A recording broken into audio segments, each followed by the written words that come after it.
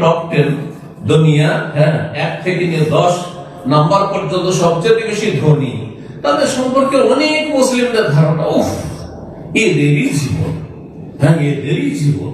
না না না, কিছুই না, কিছুই না এই জীবন। সুবহানাল্লাহ, খালি হাতে চলে যেতে হবে, খালি হাতে চলে যেতে হবে, এতে কোনো সন্ধান। তারপরে কি হবে এটা দেখার বিষয়। কারণ এই জীবনটা যতই পয়সাওয়ালার জীবন হোক, আর যতই ক্ষমতাশালী ব্যক্তির জীবন হোক, আর যতই দুনিয়ার জাঁকজমকপূর্ণ জীবন হোক, আর যতই উচ্চ শিক্ষিত হোক না কেন, খুব বেশি হলে 60-70 বছর, তাই না? তারপরে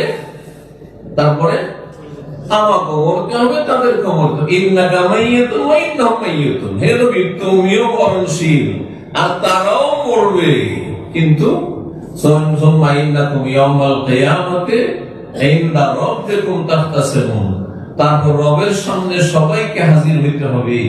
আর যখন হিসাব শুরু হবে, তখন প্রত্যেককেই রবের সামনে নিজের সাফাই গাইবে যে আমি ভালো ছিলাম, ভালো হওয়ার চেষ্টা করেছিলাম, অত আমি সুযোগ পাইনি।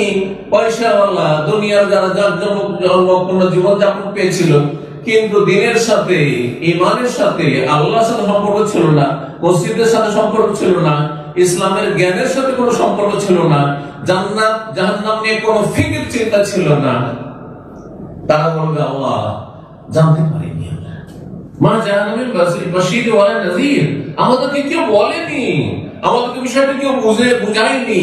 চলবে এই ওজোর? না, চলবে না, চলবে না। আসলে এই যে কথাগুলি বললাম, এর কোন একটিতে সুখ আছে?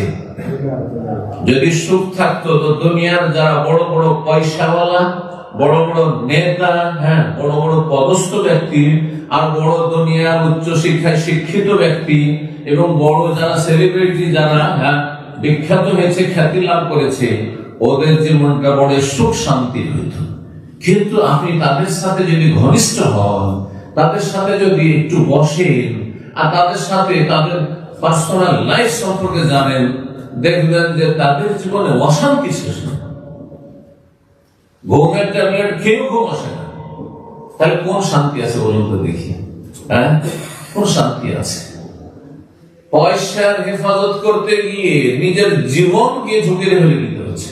কোন শান্তি আছে যে বেশি পয়সা হয়েছে, যেখানে সেখানে আপনি যেতেও পারছেন, হ্যাঁ, একা বেরোতেও পারছেন না, মসজিদে 5 টাইম নামাজ পড়তে পারছেন না, হ্যাঁ, নিরাপত্তাহীনতায় ভুগছেন আপনি, অথবা বাড়িতে আপনার ঘরে সব রকমের খাবার দাবার সবকিছু আছে, সুখের সামগ্রী আছে, কিন্তু পেট হজম করতে পারছেন না, হ্যাঁ, শরীরে কবুল করতে পারছেন না, শারীরিক ভাবে অসুস্থ, মানসিক ভাবে বিপর্যস্ত, হ্যাঁ, পারিবারিক ভাবে অশান্তির শেষ নেই, স্বামী স্ত্রীর ঝগড়ার শেষ নেই, অশান্তির শেষ নেই। কোন সুখ আছে বলুন তো দেখি? তাহলে সুখ এগুলি কোনটিতে নেই। সুখ শান্তি মাধ্যম এগুলি না, না পয়সা সুখ শান্তির মাধ্যম, না খ্যাতি সুখ শান্তির মাধ্যম, না নেতৃত্ব সুখ শান্তির মাধ্যম, না মান মর্যাদা সুখ শান্তির মাধ্যম, না সুখ শান্তির মাধ্যম হচ্ছে দুনিয়ার বিভিন্ন রকমের যে সব দুনিয়ার বড় হওয়া, উচ্চ শিক্ষিত হওয়া, সবাই শিক্ষিত, সবাই সরকারি চাকরি করে, সবাই বিদেশে থাকে, কেউ অস্ট্রেলিয়ায় থাকে, কেউ নিউজিল্যান্ডে থাকে, কেউ কানাডায় থাকে, কেউ আমেরিকায় থাকে, তার ছেলেরা। এর চাইতে সুখী পরিবার কি হয়? এগুলি আসলে ভ্রান্ত কথা, এগুলিতে কখনো সুখ খুঁজে পায় না, তাই না? তাহলে সুখ কিসের রয়েছে? আচ্ছা, এতগুলি যে কথা বললাম, এতে সুখ আছে এটা কারা মনে করে? সম্পর্কে একটা আয়াত শুনেন, সূরা কাসাসের আয়াত নম্বর 79 আল্লাহ রাব্বুল আলামিন ইরশাদ করেছেন, কালাল্লাযীনা ইউরিদুনাল হায়াতাদ দুনিয়া, ওই সব লোকেরা বলেছে কারণ সেই যুগের সারা বিশ্বের সবচেয়ে বড় ধনকুব ছিল, হ্যাঁ, যেমন আজকাল দুনিয়ার সবচেয়ে বড় ধনী কেউ আছে? এসব নাম বলার আমাদের প্রয়োজন নেই, আর জানারও প্রয়োজন নেই, কারণ এসব ফালতু কাজে আমি অন্তত সময় ব্যয় করি না। কিন্তু কারণের কথা কোরআনে কিন্তু আল্লাহ বলেছেন, কোরআনে আল্লাহ বলেছেন যে কারণ সেই যুগের সবচেয়ে ধনাঢ্য ব্যক্তি ছিল। মুসা আলাইহিস সালামের জামানার ঘটনা, সূরা কাসাসের কারণের ধ্বংসের ঘটনা, কারণ আল্লাহর আযাব নেমে এসেছিল। এবং সে আযাবে এখনো মাটিতে ধসতে আছে, ধসতে আছে, ধসতে আছে। তাকে আল্লাহ ধসিয়ে দিয়েছেন, পুঁতে দিয়েছেন মাটিতে। তার ধন সম্পদ, বাড়ি ঘর, যে প্যালেস ছিল, সবকিছু আল্লাহ পুঁতে দিয়েছেন। এবং ফাহুয়া ইয়াতাজালজালু বিহি ইলা ইয়াউমিল কিয়ামাহ, যে হাদিসে রয়েছে কিয়ামত পর্যন্ত মাটিতে সে ধসতে আছে, ধসতে আছে, নামতে আছে। আল্লাহু আকবার। এই আযাব কন্টিনিউ আছে।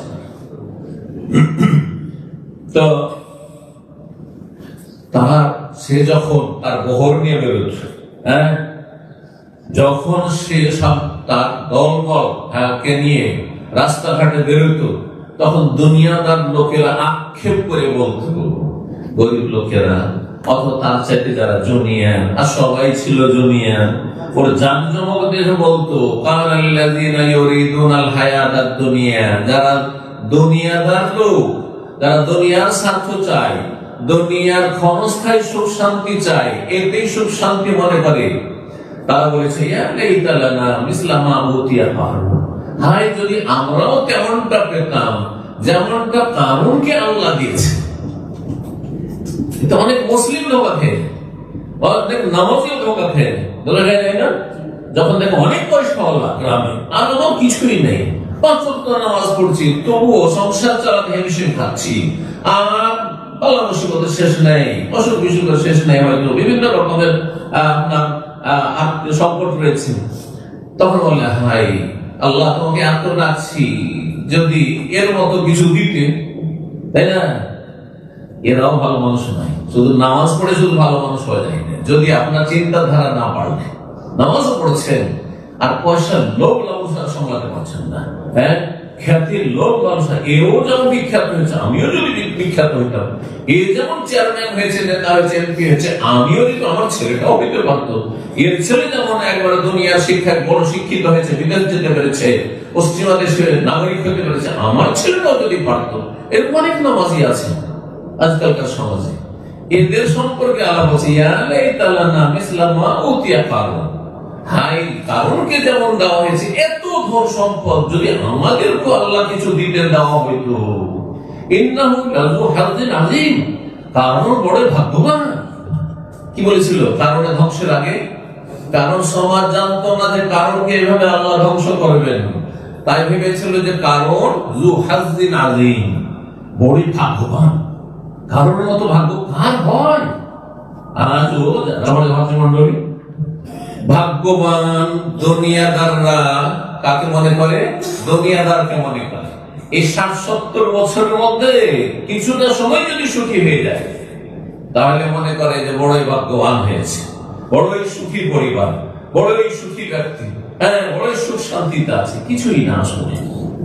এখন শোনো যে সুখ শান্তির উপায় কি? সুখ শান্তির উপায় তাহলে এই দুনিয়ার এই সবগুলি নয় যেগুলি এতক্ষণ পর্যন্ত বললাম, বরং আমি 10টি পয়েন্ট বলবো, এছাড়াও বেশ কিছু রয়েছে, কিন্তু 10টি গুরুত্বপূর্ণ এমন পয়েন্ট বলবো, এগুলি যদি থাকে তো ইনশাআল্লাহ তাআলা আপনি একজন সুখী মানুষ।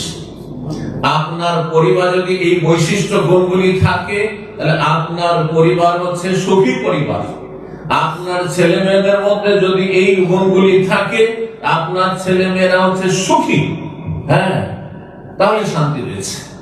এই জন্য আল্লাহর সাথে যার সম্পর্ক যত বেশি গভীর, তত বেশি তার মানসিক শান্তি আছে। শরীর অসুস্থ থাকলেও মানসিক শান্তি আছে, তত বেশি পারিবারিক শান্তি আছে স্বামী স্ত্রীর জীবনে। জান্নাত, দুনিয়াতে জান্নাত আল্লাহ দিয়েছে। অনেক পয়সাওয়ালাদেরকে দেখেছি আমার এই জীবনে, যে দাম্পত্য জীবনে বলছে জাহান্নাম জাহান্নাম, আমি বাড়িতে ঢুকলে আমার জাহান্নাম শুরু হয়ে যায়। বুঝতে পেরেছেন না? কেন? অথচ পয়সার অভাব নেই, শারীরিক দিক থেকে সুস্থ, কিন্তু পারিবারিক অশান্তির কারণে স্ত্রী ভালো না, ছেলে মেয়েরা ভালো না, অশান্তির শেষ নেই। সেসব যদি কাহিনী বর্ণনা করি, যা জানি মানুষের বর্তমানে, যে সব দুনিয়াদার লোকদের জীবনে দুনিয়ার কোনো অভাব নেই, কিন্তু অভাব শুধু শান্তির অভাব রয়েছে, সুখের অভাব রয়েছে। সুখ শান্তিতে নেই, মানসিক অশান্তি, পারিবারিক অশান্তি, ঘুম আসে না তাদের, কোন রকম শান্তি নেই। ঘরের বাইরে গেলেও তাদের টেনশন, আর ঘরের ভিতরে আসলো টেনশন। আল্লাহ রাব্বুল আলামিন যেই পথ দেখেছেন সেই পথের পথিক হইতে হবে। আল্লাহ যেন আমাদের সকলকে তৌফিক দান করেন।